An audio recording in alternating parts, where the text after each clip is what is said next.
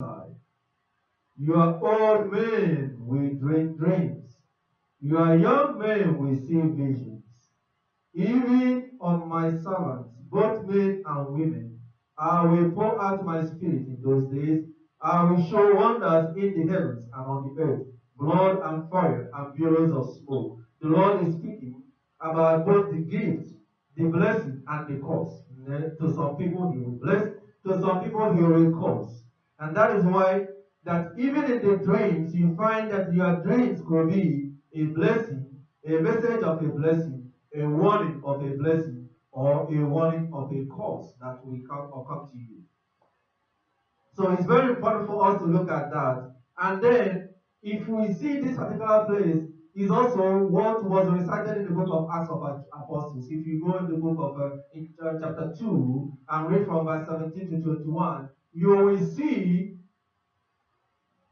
during the days of the Pentecost when the Holy Spirit comes, that this particular passage from Joel being recited where Peter addressed people who were confused about what they see.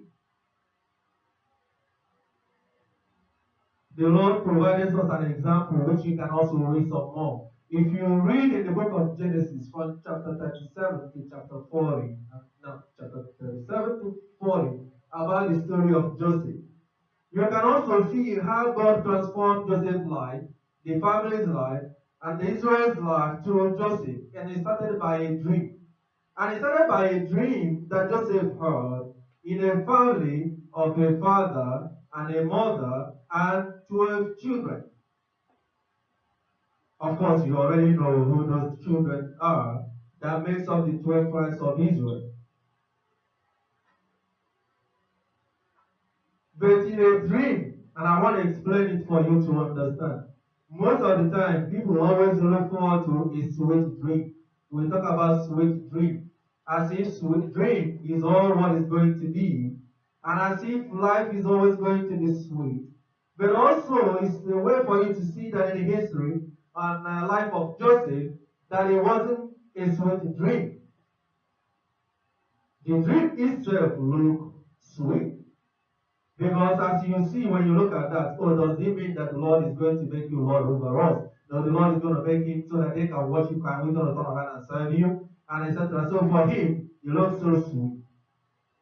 But what happened if you read those chapters, you can also see how his brother sold him into slavery, and then he has to suffer.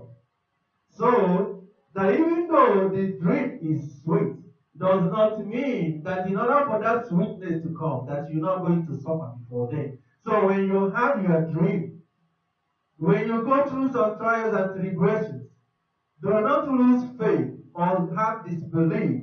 As you see, we read in the book of James, chapter 1, what happens from verse 2, what happens to those who are unbelief, those that stop believing, those that don't have faith. He said, you will not receive.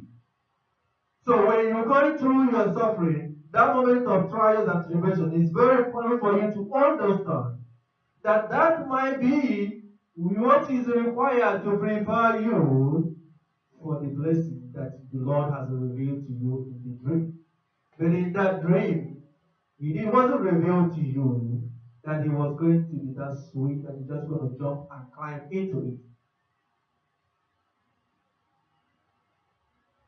The Lord himself, in the revelation that he sent to you through a dream, may be revealing to you something that is of great value, of a blessing unto you, and by hearing and by that proclamation, the devil might decide to set a stage, so that he creates the trials, the tribulations, and the obstacles, so that you lose faith, so that you disbelieve. And when you disbelieve and you lose faith, then your dream will not come true.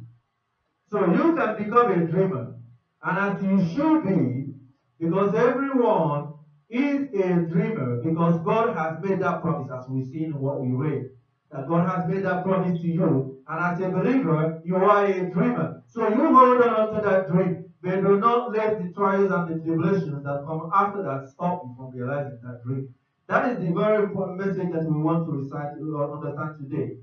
As we have been shown today, that even though that in the suffering that Joseph himself had to go through, in the dream that was made and revealed unto him. He persevered, and he continued to stay to the course, just as the book of James chapter 1 from verse 2 asks us to do.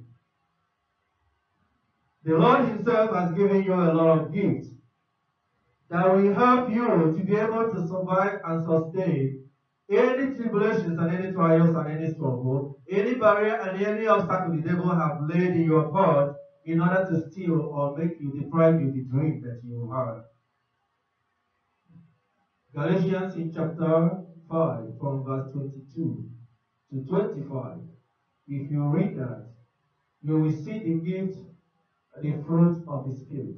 Because by your believing, by you being a believer, you have become that tree that was planted on the side and the bank of the river, that is supplied by the water.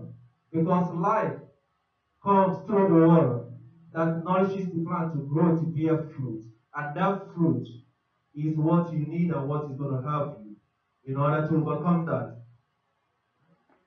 Then you also need to understand too, from the message that we read, and again, in the context of Genesis chapters 37 and 40 about the life of Joseph, you will see that there is a need for you to have the wisdom. The trials that we're talking about, which the devil laid in your path, trying to steal your dream that the Lord has given unto you, means that you need to stay the course. You need to be able to be sure and be certain of that particular dream. That's why the use of the spirit of discernment is very important, to understand and believe and have faith that the word has asked you to do today. Because if you don't, you will not be able to receive. In this passage, you see how the wife of Potiphar, can you imagine that the dream that happens, that even though Joseph was in prison, the king had a dream. And the only person that was going to interpret that dream became Joseph. This was not revealed in the original dream that was given to Joseph. But God has created another situation that has made Joseph relevant, even though he was a prisoner. From there, he has interpreted the dreams of one of the servants of the king. And now, when the king had his own dream that troubled him,